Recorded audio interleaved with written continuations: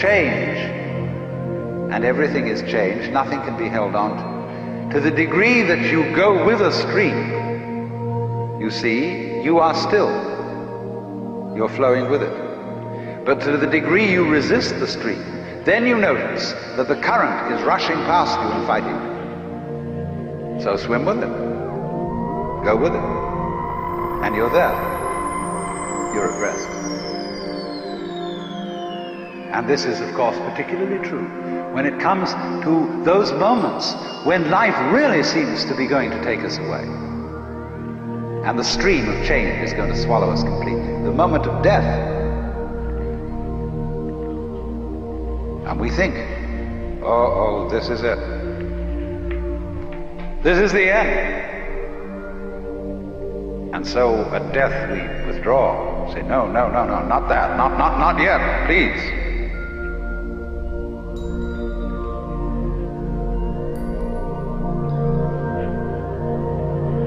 But actually, the whole problem is that there really is no other problem for human beings than to go over that waterfall when it comes.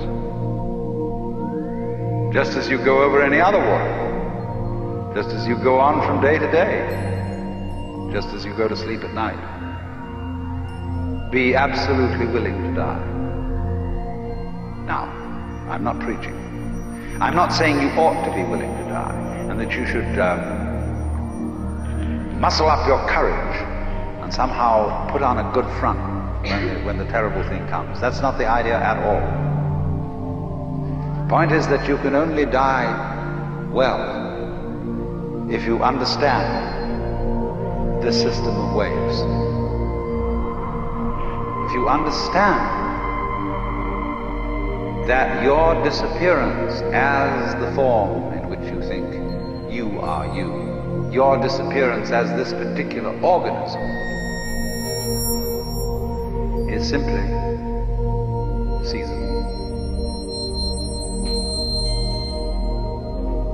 That you are just as much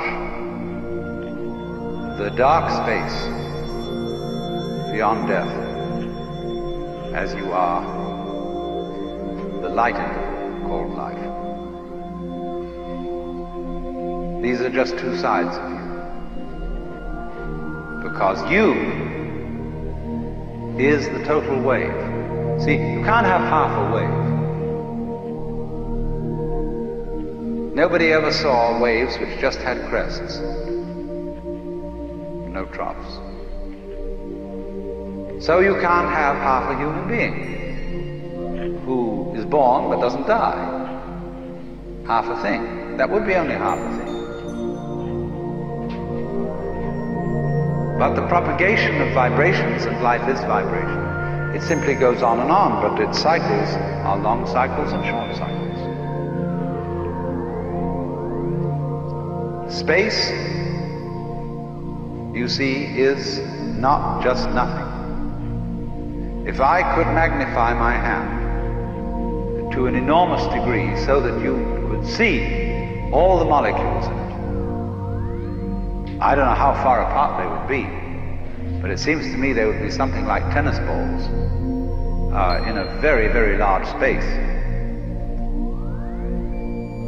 And you look, when I move my hand like this, you say, for God's sake, look at all those tennis balls. They're all going together. Crazy. And there are no strings tying them together. Isn't that queer? No, but there's space going with them. And space is a function of, or it's an inseparable aspect of, whatever solids are in the space. That is the clue, probably, to what we mean by gravity. We don't know.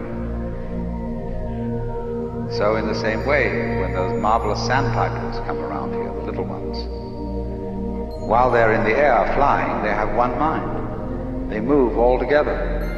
When they alight on the mud, they become individuals and they go pecking around for worms or something. But one click of the fingers and all those things are zipped into the air. They don't seem to have a leader. because they don't follow when they turn. They all turn together and go off in another direction. Amazing. But they're like the molecules in my hand. So then you see, here's the principle. When you don't resist change, I mean over-resist, I don't mean being flabby. When you don't resist change, you see that the changing world, which disappears like smoke, is no different from the nirvana world.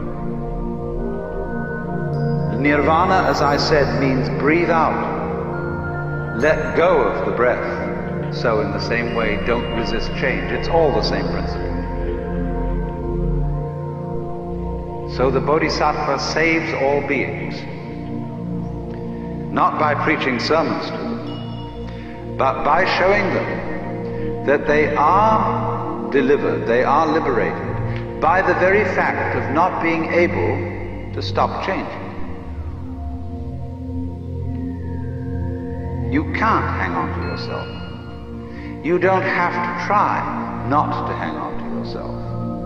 It can't be done. And that is salvation. Memento mori, be mindful of death.